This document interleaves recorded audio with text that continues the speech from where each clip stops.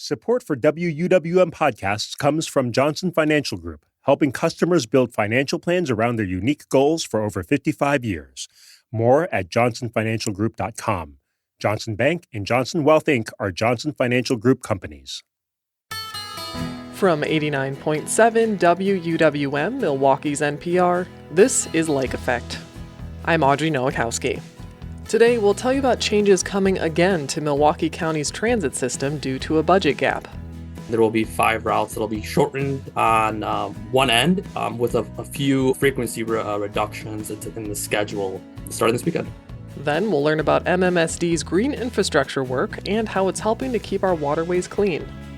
Plus, we'll speak with the author of a book all about people with a Wisconsin connection who've changed the world. I always had a strong interest in getting other people emotionally invested in these people too. I always wanted my heroes to become your heroes, and the best way to do that is through storytelling. So when I grew up, I became a journalist and a children's author, and now the author of Wisconsin Idols. All that's coming up on Lake Effect.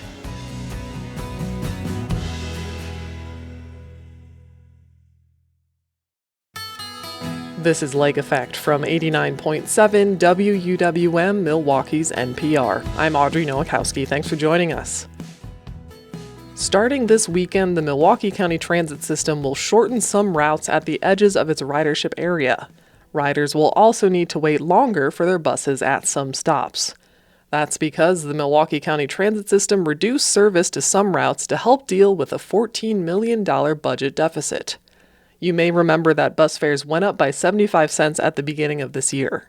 To learn about these most recent changes, WUWM's Catherine Kokel is joined by Jesus Ochoa, the system's Director of Service Development. Okay, so we're here in March. You and I spoke a couple of weeks ago regarding the first phase of changes to the Milwaukee County transit system, and now we're coming up on phase 2. Can you explain for people who may not be familiar what changes are going to go into effect this weekend, please? Yeah, absolutely. So this weekend, we will be rolling out our second phase of changes as part of our 2026 budget. There will be 5 routes that will be shortened on one end with a few frequency reductions in the schedule starting this weekend. Excellent. And I'm looking at a map of the segments of the routes that are going to be eliminated. And it's kind of like if you put a circle over Milwaukee where downtown is the center, it's kind of like around that very edge of the circle. Can you explain why those segments are being targeted for elimination? Yeah. So as part of this overall plan, we looked at areas that had lower ridership historically, areas that are predominantly kind of on the fringes of the routes to ensure that we're preserving as much of that service where people are riding most. So yeah, you'll see that, on some of the routes like Route 11 west of 92nd Street, on our Route 80 north of kind of like Florist. And then we have a few routes that are still kind of in the core, like a Route 22 that will end at Locust and Humboldt. However, there are some routes in the vicinity that riders can take advantage of. So we kind of know where these route segments are, but I'm wondering how you actually choose them. Can you talk a little bit about that? Yeah, absolutely. And, when making these difficult decisions, we have to look at a lot of the data that we have. So we have a lot of ridership data and trends over time by bus stop, by trip, that we can narrow down and say, when are our buses full? When are maybe they less full? But we also have a lot of demographic data that we use and analyze at a very granular level to really pair with that ridership data. Anything from zero-car households to population, job density.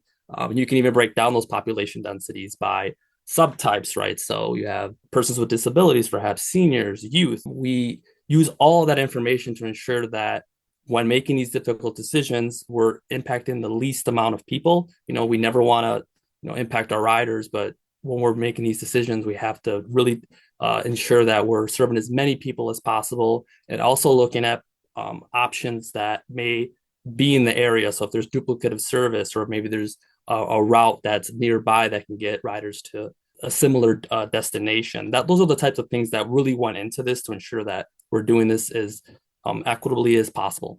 Oh, that's interesting. So you're looking not only at how many people are using this segment of a route, but like what the conditions are around the route and what types of access people have to transportation around the area that's going to be affected, right? Yeah, you hit the nail on the head there. We want to ensure that, we're looking at access to bus stops, right? So in our industry, about 1/4 mile of a bus stop is what most people are willing to walk.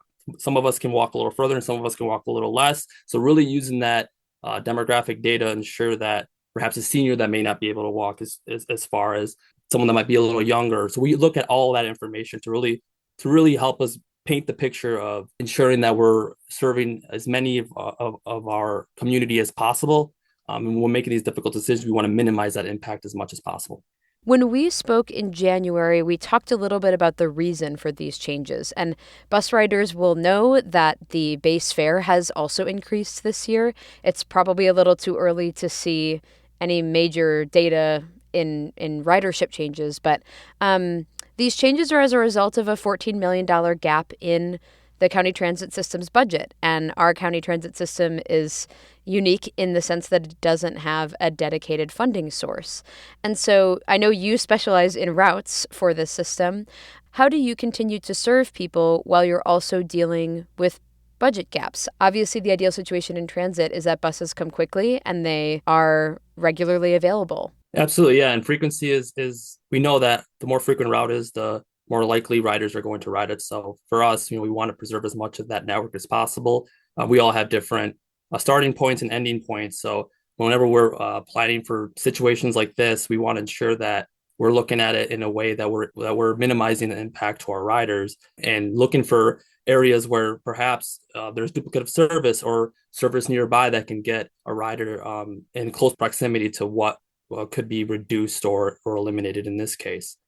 I also had a question about the frequency with which buses are coming to stops. So in addition to some of these changes that are taking place in segment elimination kind of at the edge of the routes, people are also going to have to wait longer for their buses. Can you run through a few of those changes and when people can expect to see them? Definitely. And that's a big part of this as well. And a big reason why we wanted to start some of these changes in March instead of January. To give riders a little bit more time to adjust to their new schedule, adjust to perhaps a new route that they may need to take to get to their destination. So for many of these routes, there'll also be a frequency adjustment. So your trip may come at a certain time today. You may have to wait a little longer, or your trip may require a transfer. So in the case of some of these routes, like Route 22, for instance, that goes to UWM, we were intentional about ensuring that the connection with our Route 66, which is a little bit more frequent than the Route 22, happens in an area that riders can connect to just to get to UWM. So I would implore that our riders go on our website, take a look at the new schedule, use the real-time information on the apps to do a little bit of trip planning as part of their upcoming, the rest of their semester, if you will, since these changes are happening in the middle of March. Absolutely. When I look on MCTS's website, you can see detailed information on the website, which is ridemcts.com. There is detailed information about these changes. And then when you scroll to the bottom, it says summer changes 2026, fall changes 2026, winter changes 2026. And all of those areas just say TBD. Do you expect that there will be significant changes to our transit system coming up later this year?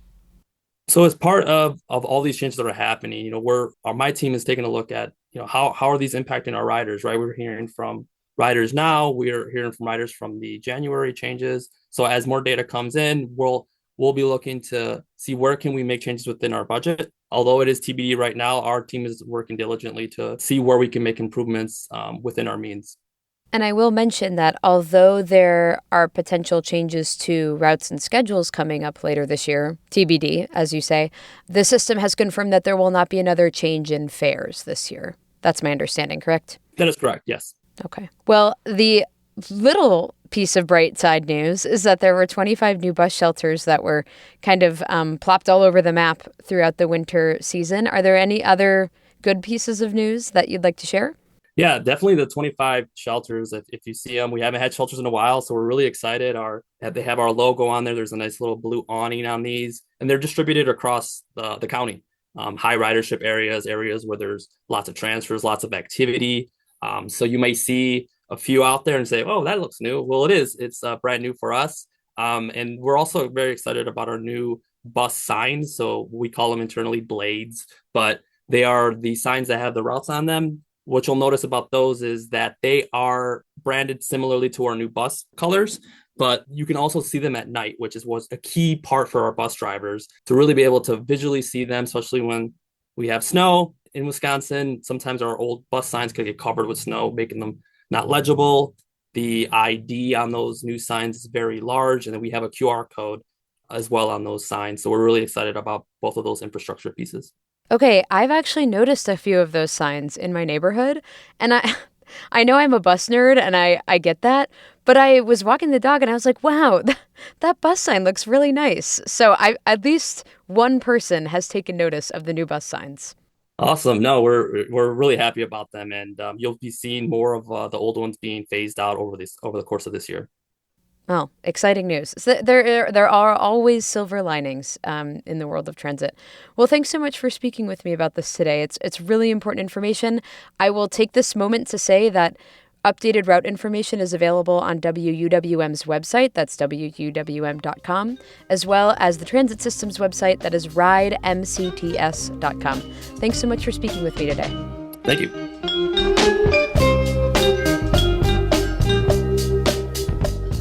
That was Jesus Ochoa of the Milwaukee County Transit System speaking with WUWM's Catherine Kokel. Milwaukee County Transit is a financial supporter of WUWM.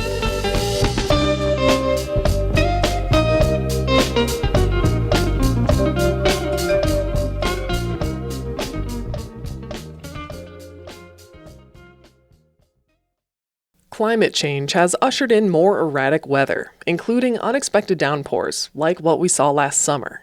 In an urban, highly developed area like Milwaukee, green spaces could be the answer to absorbing some of that excess water. As our series, Thin Ice, Our Warming Winters concludes, environmental reporter Susan Bentz takes us to a green infrastructure site. The Milwaukee Metropolitan Sewerage District is capturing stormwater off an I-94 overpass in the Walker's Point neighborhood. WUWM environmental reporter Susan Bentz met Bree Player with MMSD there to learn about the project. So describe what we're looking at here. Sure. So this is one portion of our Mineral Street Overpass Green Infrastructure Project. We coordinate with the Department of Transportation, with the state, City of Milwaukee, Milwaukee County, and lots of other partners, Arts at Large here. And what we're trying to do with these overpass spaces is take some of that polluted stormwater that's coming off of the freeway and put that into green infrastructure so it can stay out of our rivers and lakes. And also in some cases, like down here in the combined sewer area, stay out of the combined sewer. So we've disconnected several of the downspouts off of the freeway overpass, and those are going into rock-lined swales that are then directed into like what you see here. And this is just a large bioswale. And so the water comes in, it can slow down in here, can settle out any sort of like pollutants and trash and things like that before it eventually is then sent back out into the rivers and lakes. So in this case, in this structure, none of this would percolate down into the earth. It would all eventually end out cleaner and just being set. This space, especially in the older and more heavily urbanized areas of the city of Milwaukee, infiltrating directly into the ground is not always an option. So what we do in those cases is this acts really more as like it just kind of temporarily holds it, filters it out, and then sends it back on its way to where it would normally go otherwise. So it cleans it up, slows it down, and that, which is really helpful for us in times of immense rainstorms when we want to try and like slow the flow of what's getting into the sewer system, but also in the case of where the sewers are draining out into the rivers and the lakes, making sure that that's cleaned up a little bit before it gets out there. So what kind of difference does this system in and of itself make in managing stormwater? This project in total can hold up to 145,000 gallons in any given rainstorm, which by itself isn't necessarily a lot. But when you consider this combined with the Beecher overpass, the Marquette overpass, the Port of Milwaukee overpass, and then now soon to be the Holt overpass, that's a pretty significant amount of water that we can hold back.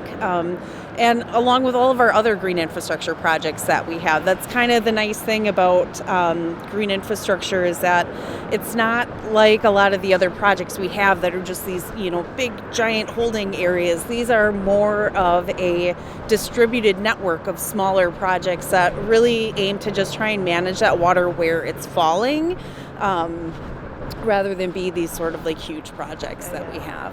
So what's the range of green infrastructure that MMSD and partners are, like the smallest to the biggest? The smallest, we still do rain barrel workshops. So those are 55 gallons, for a rain barrel, up to, we have several constructed wetlands that are, 4 million gallons each. So it really depends on the location. So in a more urbanized area, they're going to probably be a lot more projects, but smaller.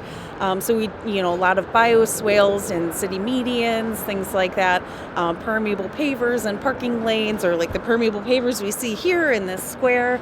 And then we have larger projects like we've got some constructed wetlands down in Franklin. We've got some in Oak Creek. We've got some up in the River Hills area. There's more space available for us to do those larger projects. In those kind of areas. So it really kind of runs the gamut from small to really large. Is part of the challenging side of green infrastructure is the upkeep. Once you've installed it, you've got to keep these clean-ish and functioning? Yes. So you'll see there's a little bit of trash today. Not bad. You probably came in, Bill, and cleaned it out. Well, so we do work with some different groups to help keep some of our green infrastructure clean. So we work with the Milwaukee Community Service Corps. They come out and they do our overpass sites once every 2 weeks. They will come and do a trash sweep through the different sites that we have.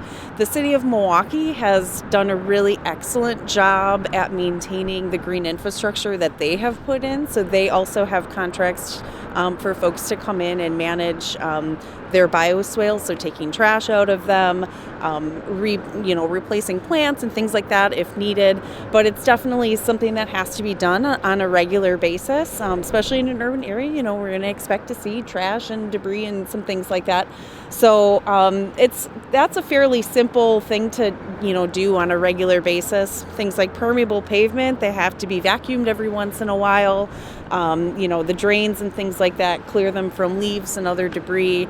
So a lot of our partners are fairly adept at doing that, but we are working towards helping folks be able to do that more, and obviously design with maintenance in mind so you can handle it. Yeah. So monitoring is also factors in, or does it depend on the site? Depends on the site. So some of our sites we have been doing performance monitoring on with Marquette University. And so we have been working with their students to put soil moisture probes into the ground, and we are monitoring specifically at this site. We have been monitoring the performance of this site after it was completed, and we'll be monitoring it for probably another year or two. And then once the Holt site is completed, then we will move our monitoring over to that site. We're just trying to get some better data on how these systems function as the plant communities kind of establish and grow within them. And then also, too, be able to kind of tell, like, if we put these sort of sensor systems in and we can tell things maybe aren't draining, then that might ping us to be able to know that we need to come out and do some maintenance. Got it. We're focusing on this still chilly day is our warming winters, and the fact that it's one of the seasons that's so erratic among our others, but it's warming the fastest, etc. Yeah. So how does the conditions of winters and their fluctuation, does that influence the ability of these systems to do their job? Well, I mean, obviously you can see the vegetation is not really alive right now. It's kind of dormant. even in a winter scenario, the water that's coming in here is going to sit and filter out. It may not have the same full effect as like taking it up as quickly or having some of those like chemical interactions with the plants and things like that. But it does work. You can see there's a bunch of trash and stuff in here that has been kept out of, the sewer system or the waterways. So I would say yes, that works. And obviously, as we've seen in years past, I can't remember if it was last February or the February before, we had a huge rainstorm that came out of nowhere. Climatic shifts that are happening. This kind of stuff, I think, can only help us rather than just being a blank piece of pavement. If there's the ability to build these systems and sort of make them have as big a capacity as possible, that would be the goal of green infrastructure because of the possibilities of great big storms? I mean, we've seen a lot of heavy, very intense storms over the time I've been at MMSD. My first day in the office there was right after the June 6th through 8th rainstorm flood that was going on. And so, part of the reason for doing this type of stuff rather than just the large flood management basins is you can't fit those in an area like this. But it's still important to be able to capture the water in these areas. If you think about this is like 100% impervious out here. And so that water just directly drains then either into the sewer system or in the separate sewer area right out into the waterway. So it's important to do that. And right now, the total capacity that we believe has been installed in the region is about 173 million gallons of capacity in any given storm. And so that is a huge amount when you think about where we started from, back in the early 2000s. And it's been a really great way, I think, to demonstrate to the neighborhoods that, we can help to improve that water quality as well as reduce the quantity. And anything we can kind of keep out of the sewer system is of great benefit to us and to Jones Island, which is like directly east of us from here. So you mentioned the capacity thus far. What's the long-term goal? Do you have a master plan? So we do have what's called our 2035 vision, and within that 2035 vision that was adopted in 2010, we said we wanted to capture the first half inch of rainfall across the impervious area in our service area with green infrastructure. Part of that is that first half inch we call that the first flush. It's usually the dirtiest. It's picking up all the, dirt, debris, stuff leaking from cars and things. So we want to capture that first half inch in green infrastructure, slow it down, filter it out to help preserve, help water quality, but also help preserve capacity in our sewer system during rainstorms. So is funding an issue? Is it becoming, or does it ebb and flow in terms of funding? Funding is always an issue for anything. There is a balance. We have the regional sewers. We have our 2 treatment plants. We also have work that gets done on the larger flood management projects and the waterways. And so we have to continuously balance what we spend on green infrastructure in light of some of those other priorities that are out there. And with the recent storms that we had in August, some of those flood management projects that we've been planning on doing, there's a lot of additional interest in maybe having those be pushed up forward. And so it's a balancing act all the time. But I will say that we've been really successful in finding grants and making sure that we can get the support we need to keep these programs going and keep green infrastructure going in the ground. So I'm hopeful for it.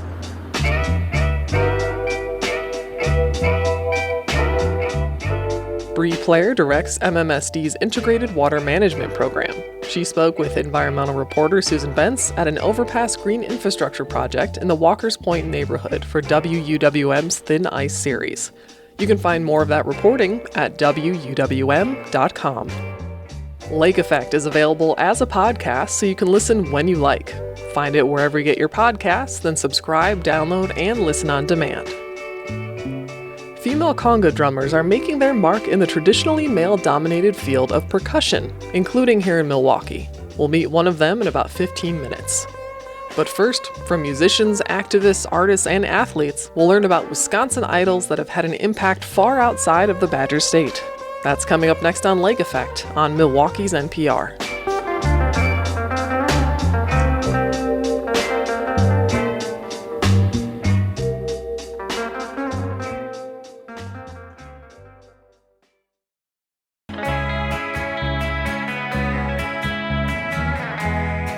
You're listening to Lake Effect on WUWM. I'm Audrey Nowakowski.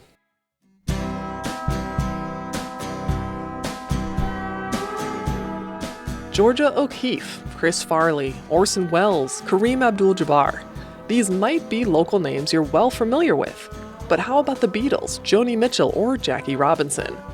Wisconsin Idols, a book by journalist and author Dean Robbins, explores intriguing true tales of legends and trailblazers with special and even surprising connections to the Badger State. From the famous to the little-known, Robbins hopes readers can appreciate how Wisconsin has been a crossroad for people who have changed the world. He joins me to share more about the book. So how did Harry Houdini start your interest in collecting personal heroes, so to say? And what are some of the ways that you latch onto them in your life? Well, ever since I was a little kid, I've been fascinated by certain heroic figures, people with extraordinary courage and vision and integrity. And Houdini was one of the very first ones. I saw an old movie on TV starring Tony Curtis when I was watching TV at my grandparents' house. And I was just stunned by this guy, Harry Houdini, who could break out of handcuffs and straitjackets and sealed crates. And I wanted to do that myself. So I would have my sister tie up my hands and my ankles with bandanas so that I could wriggle out of them the way that Houdini wriggled out of his straitjacket. And it was the start of a whole string of heroic figures that I would fall in love with one after the other. It was artists and athletes and activists and scientists. And I always had a strong interest in getting other people emotionally invested in these people too. I always wanted my heroes to become your heroes. And the best way to do that is through storytelling. So when I grew up, I became a journalist and a children's author, and now the author of Wisconsin Idols. With this book, there's 100 people in here, but can you share the qualifiers you use to include them in the book? Because not all of them are necessarily Wisconsin natives. Some may have only spent even just a few hours here. Yeah. Well, the first criterion was that I had to adore them. And then beyond that, of course, they had to have some connection to Wisconsin. So that includes people who lived here and who are associated with the state, people like Georgia O'Keeffe, Chris Farley, Oprah Winfrey. And then there were unexpected choices like the Beatles, Jackie Robinson, Joni Mitchell, Harrison Ford, people who had a significant experience while they were just passing through Wisconsin.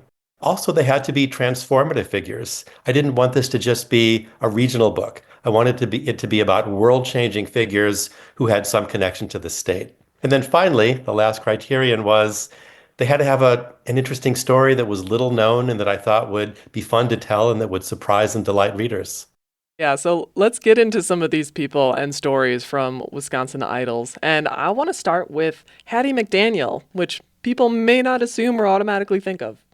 Hattie McDaniel actually did live in Wisconsin for a couple of years.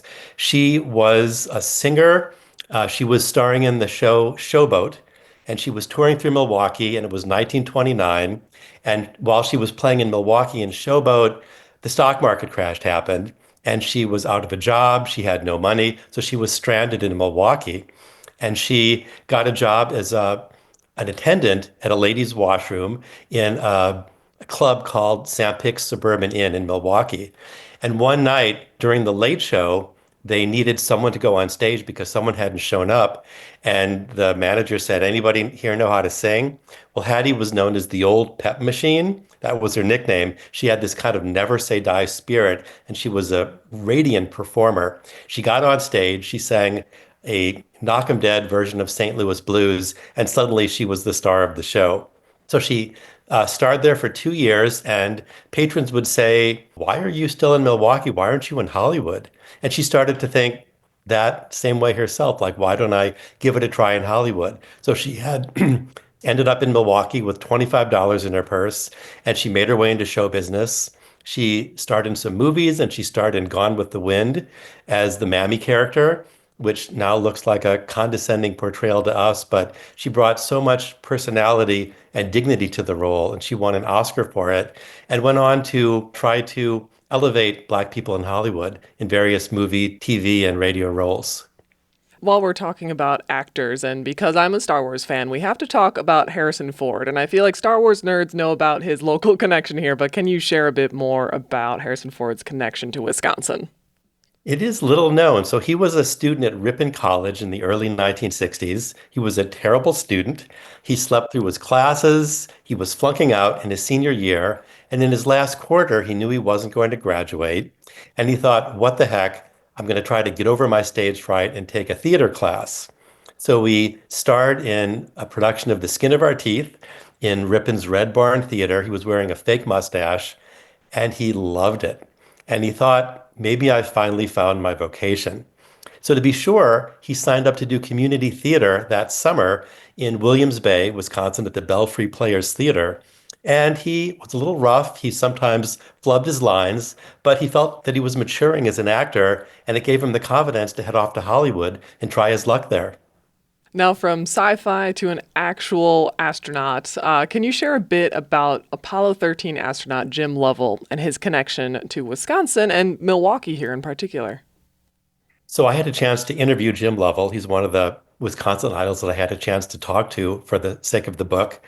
He was telling me the story of his experience on Apollo 13, which was a disastrous NASA mission. A tank exploded about 200,000 miles from Earth, and Lovell and his crewmates had to pull off one of the greatest recoveries in the annals of aviation. They used the lunar module as a kind of lifeboat and managed to make their way back to Earth. So I was interested in hearing the story and asking Lovell how he developed the extraordinary courage that allowed him to think fast and weather something like that without panicking. Well, he had his standard stories about the Apollo 13 mission, and that's what he wanted to talk about. He did not want to talk about why he was so courageous, which makes sense. He's a humble person. But I kept circling back to it, and it was not part of his normal story. But by the end of our interview, he said, well, I was the only child of a single mother in Milwaukee in the 1930s. She was always at work, and I was left home by myself. So I had to develop the quality of self-reliance. And I think that's where it all came from. And I don't think he'd ever revealed that before, or maybe even thought it to himself. So that felt like a journalistic coup.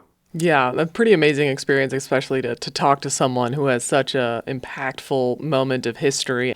And shifting to some of music history that's here in Wisconsin, I'd love to talk about the Chordettes from Sheboygan. Now, if a lot of people are listening saying, who are they? Can you just start by saying what song they're best known for? Mr. Sandman and Lollipop are their two biggest hits, but they had lots of other ones in the 50s and early 60s. Mr. Sandman, bring me a dream. Bum, bum, bum, bum. Make him the cutest that I've ever seen. They were a vocal quartet from Sheboygan, four friends with these kind of lacquered Andrews Sisters hairstyles. And they sung Mr. Sandman. It became a huge hit down at the corner malt shop. It was just suffused with 1950s innocence. And right around when they recorded it, rock and roll started up, and Elvis Presley came on the scene, and suddenly clean-cut vocal harmonies like that weren't so much in vogue anymore. But they changed with the times, and they recorded their second huge hit called Lollipop, which got them on American Bandstand. It was a little bit edgier, but edginess was not really their thing. So they kind of lived and died with the 1950s when the Beatles came in and Bob Dylan came in. They were clearly sort of beyond their comfort zone. So they called it quits in 1964. But still one of the greatest things to ever come out of Sheboygan. Absolutely, and people will definitely see Mr. Sandman in many a viral video with, multiple subjects in there. And as you said, while the Chordettes may not have lasted through the changes in pop genres, Joni Mitchell is an artist that stood the test of time. How did Madison have a role in her career? Yeah, there's a wonderful Joni Mitchell story about Wisconsin. So she came to Madison in 1976 for a concert. She had just broken up with her boyfriend, and she called off the rest of her tour, which had been very troubled. She was staying at a hotel called the Edgewater Hotel, which was right on Lake Mendota, and a historic ice storm had just occurred. So the city was coated in ice. There was a sound of tinkling everywhere. It sounded like tinkling glass. And most of us would have just stayed in our hotel rooms and sunk into a depression, right? But Joni, the artist she was, she felt the call of the icy white void. So she put on a black skirt and a black ermine cape, and she went down to State Street in Madison and bought a pair of black men's hockey skates. She had a photographer with her. She jumped onto the frozen ice on Lake Mendota with the photographer following her, and she raised her arms out as if she were a bird in flight and just let the wind carry her across the ice while the photographer is snapping photos. It was just an uncanny scene. And it inspired the songs on her next mysterious album called Hajira. And she used the images that the photographer snapped on Lake Mendota on the album jacket, which Rolling Stone picked as one of the greatest of all time. Now, given our time, we've only scratched the surface of the people included in your book, but this shows a bit of a range of topics. What do you feel is the importance of teaching people not only about the more famous figures they may have already heard about and their ties to Wisconsin, but also the lesser-known idols of our state? Well, I think we're at a time when we're really in need of heroic role models. We're so often confronted with the worst that people can be. I hope Wisconsin Idol shows us the best we can be. A friend of mine just read the book and said, I think courage is contagious. So hopefully people will read the book and be inspired by these stories of bravery and courage and integrity. And to me, the more people who model themselves after the likes of Jackie Robinson or Georgia O'Keeffe or Mildred Fish Harnack, who was a Nazi resistance fighter, the better off the world will be. Well, Dean, I want to thank you so much for joining me today to share more about your book and the stories behind the idols included in it. Thank you so much, Audrey.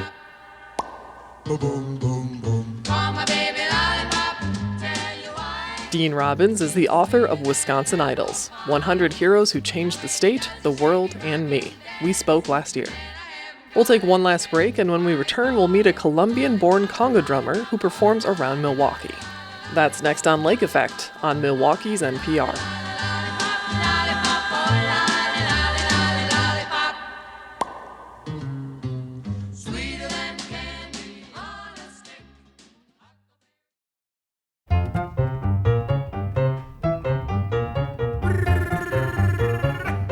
This is Lake Effect on Milwaukee's NPR. I'm Audrey Nowakowski.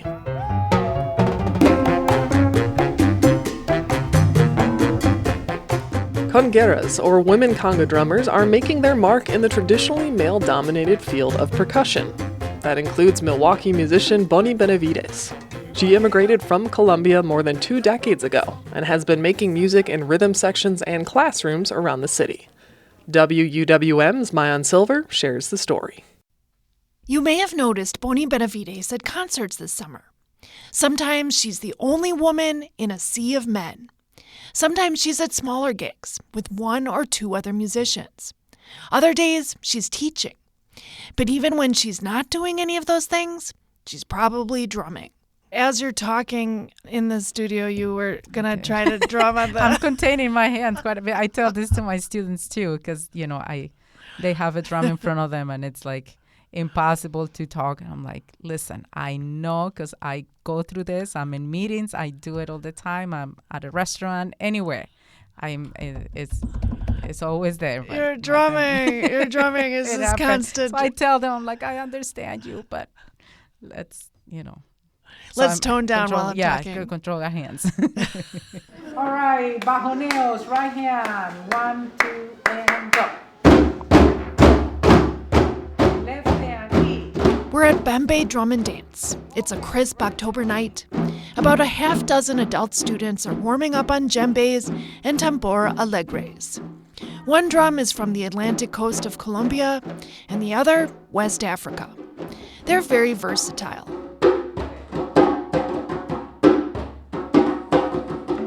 These rhythms are like second nature to Benavides. She first encountered them as a student at an all-girls school in Bogota, Colombia. She was 13 years old. And just part of my music class, I started playing percussion, everybody. It was a very different program than what I see here in the States. Very hands-on, experimental. It was not a lot of you have to read music, but it was just let's make music. Her first experience with the conga? It was actually a music class. I was in 7th grade, and the teacher was teaching us how to play the bolero pattern. And, he would show us and, hey, somebody come and play it. And I went up and actually I kind of messed up and people kind of laughed a little, but then I tried again and I just kept going with it.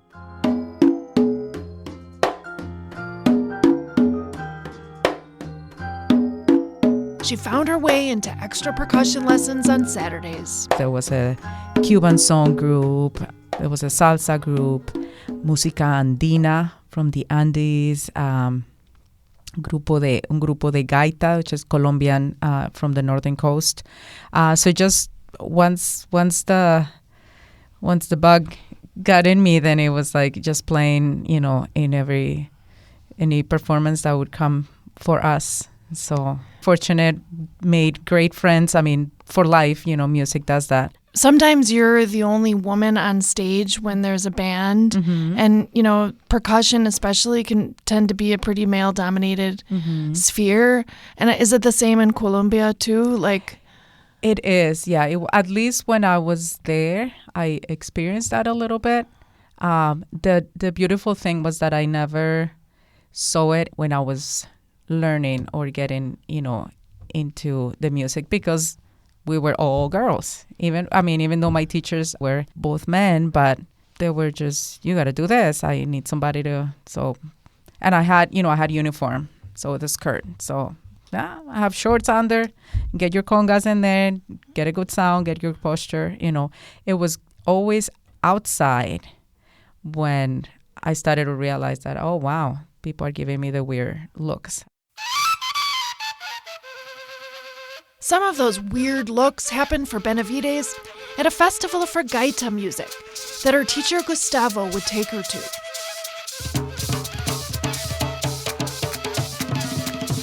Gaita is a distinctive folk music tradition. It's from the more rural northern coast of Colombia. Benavides says it wasn't very popular in the city at the time. So when he took us, we were very young, 16, 17, from the capital, right? And that there used to be a lot of, the dynamics between the regions were very strong. So there was, they're from the capital, the stereotypes. They're from the capital, so they have money and they're privileged. And why are they coming to our town to learn our music and our tradition? And so I was playing the lead drum, the tambor alegre, that's the drum that improvises. And my friend Monica was playing the main flute. Benavides says that in that festival, women would sing, dance, or maybe play a small drum. But they wouldn't play the lead instruments. So, a lot of those faces came across and we were like, oh, okay. We were like kind of sad, but it didn't discourage us. We actually placed third in the competition. The only female group and the only group from outside of the region. And after that, people were like, oh, okay. They're okay. They realize that we're just doing it with all the respect for the tradition. We just learning. We loved that we were just hooked with this tradition. We just wanted to be better. We just wanted to hear them play and learn from them. That's all we wanted. There was nothing else. So they saw that. And then we went back the following year and they were very welcoming. And you cleaned up again? Yeah.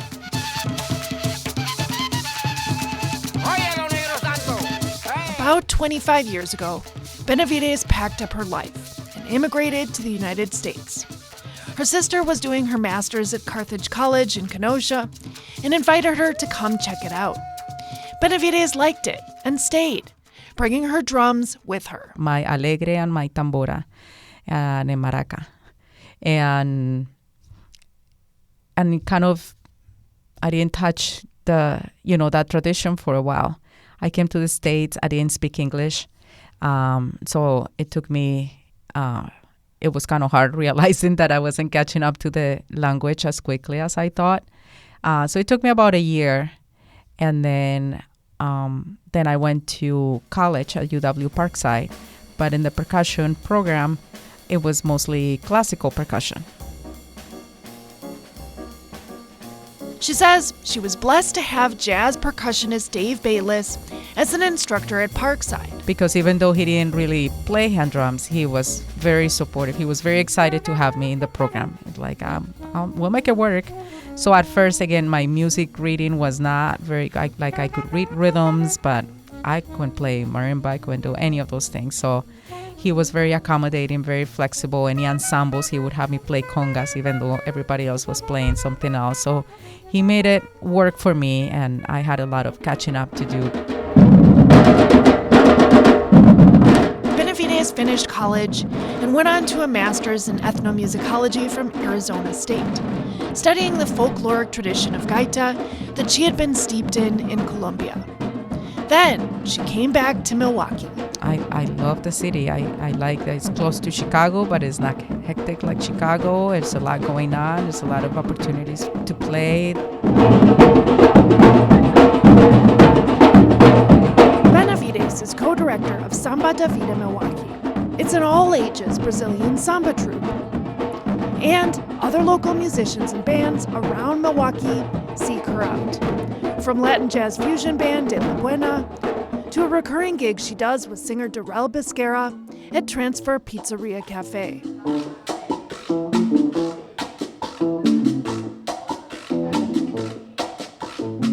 Here she is, hashing out a solo at Gibraltar, a Milwaukee music venue with vibraphonist Mitchell Shiner.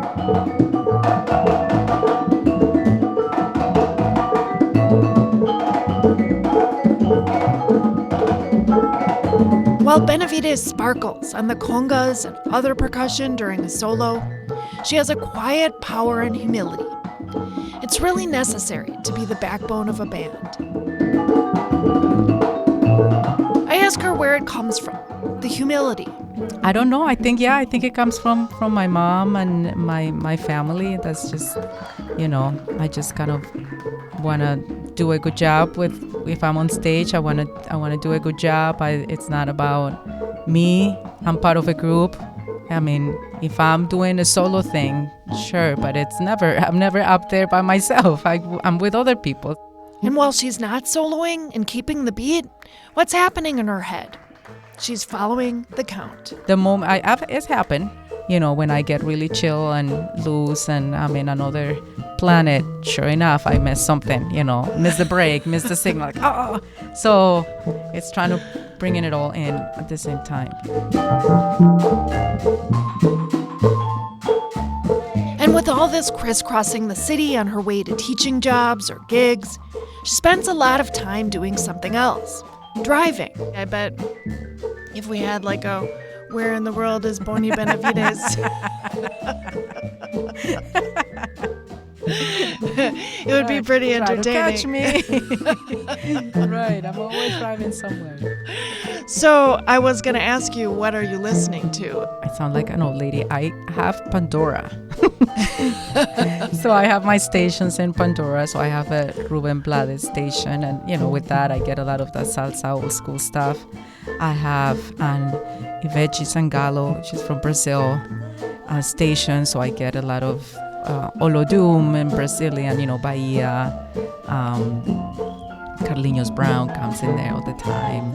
Sergio Mendes. In terms of female percussionists, who are the congueras and others that she's looking up to? Well, there's Benavides' cousin, Adriana, and a woman she was taking classes with in Colombia, and more. I've been studying a lot of bomba, tradition from Puerto Rico, and very amazed at so many women that are like powerful in the tradition, in all the aspects of the tradition, the drumming, the singing, the dancing. So there's Mariela Mendoza Solis, Denise Solis, Ibelis Diaz, who's one of my mentors too. She's in Chicago. Jocelyn Velez too, very young here, that's now in Chicago. So yeah, it's just a long line. Oh yeah, they can. Yeah, we can play.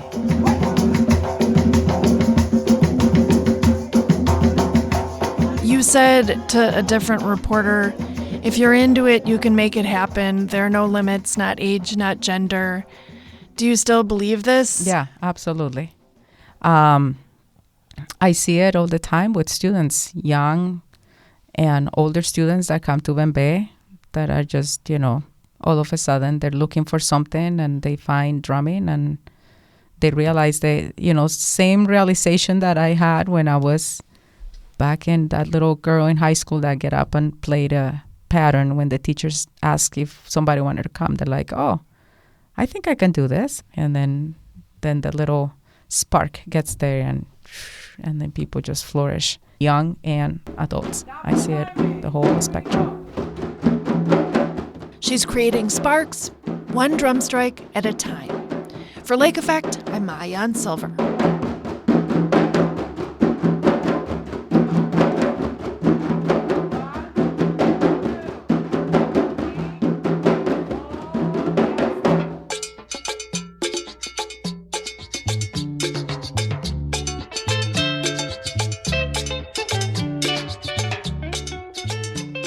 That wraps up today's Lake Effect. I'm Audrey Nowakowski. If you've missed any of the show this week, you can find all of our conversations at wuwm.com.